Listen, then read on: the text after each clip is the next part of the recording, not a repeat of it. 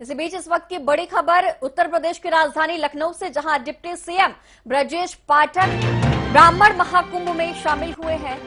तो आज लखनऊ में ब्राह्मण महाकुंभ का आयोजन किया गया और इसमें डिप्टी सीएम ब्रजेश पाठक शामिल हुए। जगत गुरु रामभद्राचार्य जी महाराज भी इस समय शामिल होंगे। इनके साथ ही पीठाधीश्वर श्री राम स्वरूपाचार्य जी भी इस विशाल समारोह में शामिल होंगे। तो बड़ी खबर,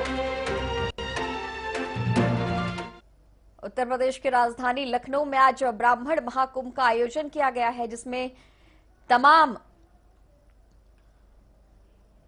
संत साधुओं को बुलाया गया है। इसके साथ ही तमाम जो नेता हैं, राजनीति के विशेषज्ञ हैं, वो भी इस आज ब्राह्मण महाकुंभ में शामिल हो रहे हैं। वहीं बड़े अपडेट, चलिए आपको सीधी तस्वीरें लखनऊ के ब्राह्मण महाकुंभ से दिखाते हैं। अखिल भारतीय ब्राह्मण महासभा द्वारा आयोजित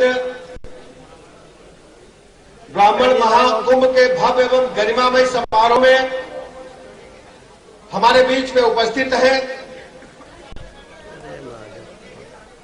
परम पूज्य नरेंद्रानंद सरस्वती जी महाराज, परम पूज्य राम स्वरूपाचार्य जी महाराज,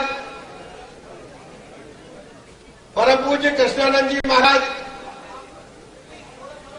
परम पूज्य बाल्टी बाबा जी, परम पूज्य आदरणीय पद्मेश दुबे जी,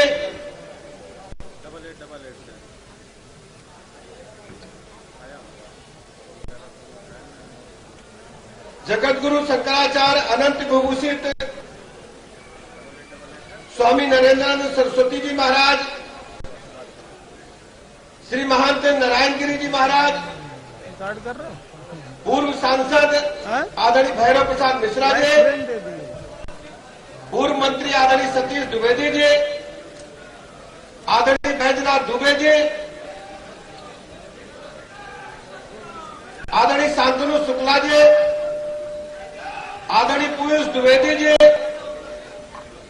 आदरणीय पूनम पंडित जी, आदरणीय शिव प्रकाश मिश्र सेनानी जी, आदरणीय सूर्य प्रकाश शुक्ल जी, आदरणीय हनुमान दास जी महाराज, आदरणीय सुनील तिवारी भराला जी, आदरणीय जिप्पी तिवारी जी पूर्व विधायक, और इस कार्यक्रम के मुख्य कर्ता धर्ता आदरणीय राजेंद्र नाथ त्रिपाठी जी, हमारे भाई आदरणीय विनय जी,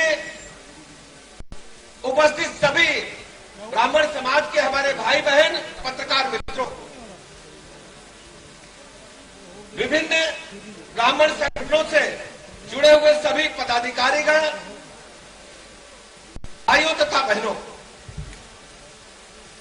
सबसे पहले मैं उत्तर प्रदेश सरकार की तरफ से, उत्तर प्रदेश के 25 करोड़ लोगों की तरफ से, मंच पर उपस्थित अपने संत महात्माओं का, अपने विद्वजनों का, आदरणीय पूर्व पुलिस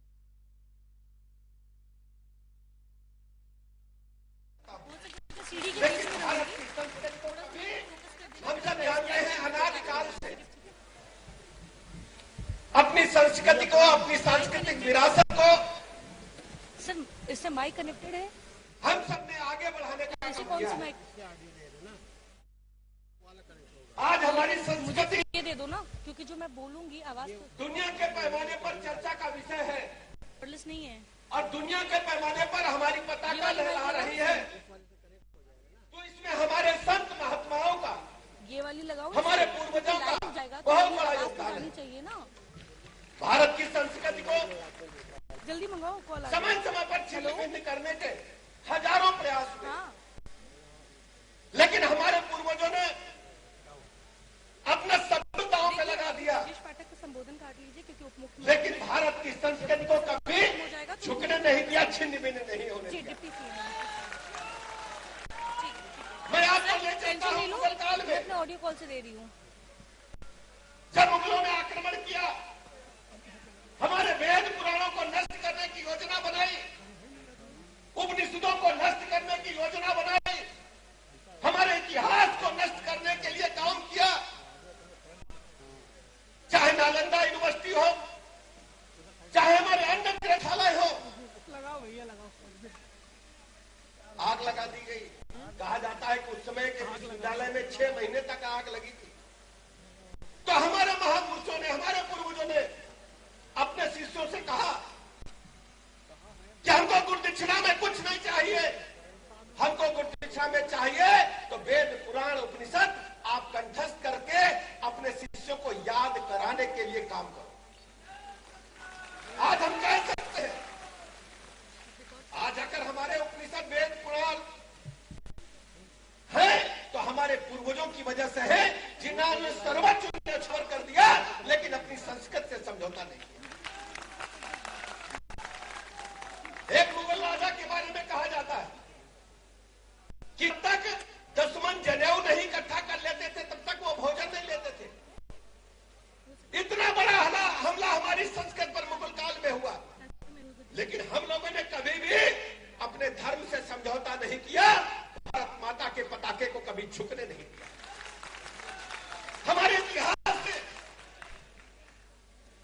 एक तरफ सुदामा जैसे चरित्र है तो हमारे इतिहास में एक तरफ दधीच जैसे भी चरित्र हैं, और हमारे इतिहास में भगवान परशुराम जैसे भी भगवान, उन्होंने जन्म लेकर के इस धरा को आतंक से मुक्ति दिलाने का काम किया है। और यह भी तय है कि हमारे पूर्वजों ने अभी सत्ता कुर्सी के लिए काम नहीं किया, हमारे पूर्वजों ने भारत माता की संस्कृति को बचाने के लिए काम किया है और कभी झंडा झुकने नहीं दिया। हम कह सकते हैं कि हम सत्ता के लिए लोग नहीं है, हमारे लिए राष्ट्र प्रथम है, हमारे लिए अपनी धरती मां प्रथम है, और इसके लिए काम करके अपने प्राणों की न्यौछावर बाजी लगाने का भी काम करते हैं।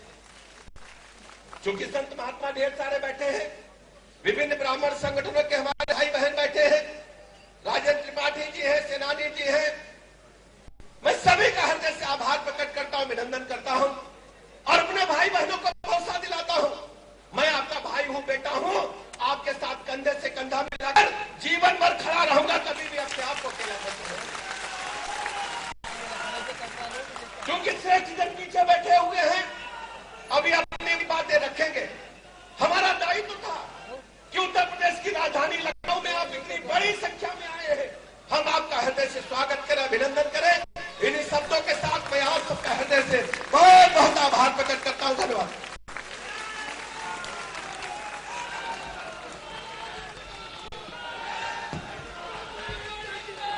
आप हमारे अपने ही परिवार के सदस्य हैं, इस रूप में आप हमारे एक संरक्षक हैं, लेकिन हमारे यहाँ आज आके इस तरह आपने हम सबका उत्साह वर्धन किया, उसके लिए हम सब हृदय से आपके प्रति बहुत बहुत आभार प्रकट करते हैं। आदरणीय उप मुख्यमंत्री माननीय ब्रजेश पाठक जी, और अब अन्य वक्ताओं को बुलाने के पहले जैसा कि मैंने आपसे कहा था कि आज का ये ब्राह्मण महाकुंभ आखिर क्यों, क्या आवश्यकता पड़ रही है, क्यों हमें ये आयोजन रखना पड़ा, निमित्त क्या है, उद्देश्य क्या है, मंतव्य क्या है, ये सब आप तक पहुंचाने के लिए हमारे यशस्वी बड़े भाई जो अग्रदूत बने खड़े हैं ब्राह्मणों के पक्ष में, हर उस जगह पर जहां ब्राह्मणों के खिलाफ कोई कदम उठाया जाता है, बगल में हमारे खड़े, ये हम सबका सौभाग्य है कि ये विभूति हमारे मध्य है, और किस रूप में, अखिल भारतीय ब्राह्मण महासभा के राष्ट्रीय अध्यक्ष के रूप में आदरणीय बड़े भाई राजेंद्र नाथ त्रिपाठी।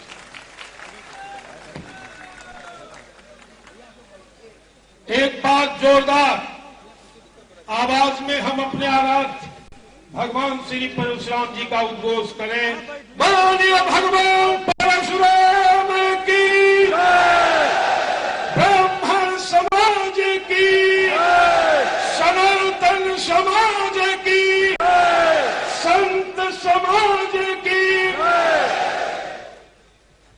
अखिल भारतीय ब्राह्मण महासभा के तत्वावधान में आयोजित ब्राह्मण महाकुंभ में आए हमारे सम्मानित मंच पर आसीन सम्मानित अतिथिगण, पूज्य गुरुदेवजन, सम्मानित साथियों, विभिन्न ब्राह्मण संगठनों के प्रमुखगण, पत्रकार भाइयों, साथियों, एक लंबे समय से पूरी ईमानदारी और कर्मठता के साथ ब्राह्मण समाज की चौकीदारी करते आ रहा हूं।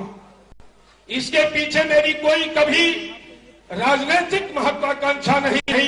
ईर्ष्या भले कोई आरोप लगा दे, लेकिन इस सम्मानित मंच के माध्यम से मैं आपको बताना चाहता हूं कि मैं कभी राजनीतिक लोग के चक्कर में अखिल भारतीय ब्राह्मण महासभा का नेतृत्व नहीं किया।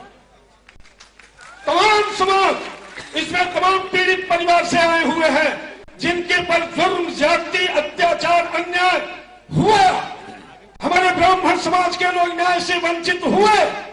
जानकारी होने के बाद राजेंद्र नाथ त्रिपाठी और उसके कार्यकर्ता सड़क पर न्याय दिलाने के लिए आंदोलन किए हैं, कर रहे हैं, आने वाले दिनों में भी करेंगे। आप जो हालात 2 दशक से ब्राह्मणों के साथ जो स्थितियां, तो उत्तर प्रदेश के लखनऊ